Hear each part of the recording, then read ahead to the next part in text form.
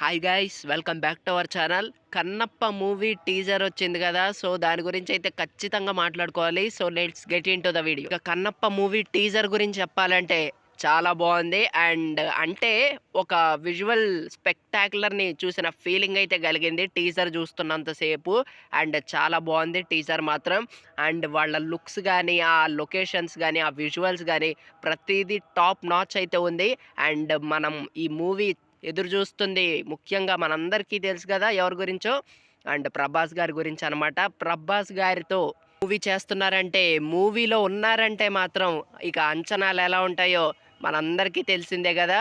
And Prabhas గారి look మాత్రం okay, good అనే చెప్పాలి. అండ్ పూర్తిగా చూపించలేదనమాట. అండ్ ప్రభాస్ గారి లాస్ట్ లుక్తో మాత్రం టీజర్ని అయితే క్లోజ్ చేశారు. అండ్ ఓవరాల్గా టీజర్ అయితే బాగుంది. అండ్ మంచు విష్ణు గారికి చాలా పెద్ద రోలే ఉందనే చెప్పాలి. అండ్ చాలా మంచి కాన్సెప్ట్తో రాబోతున్నారని అయితే చాలా క్లియర్గా అర్థమవుతుంది.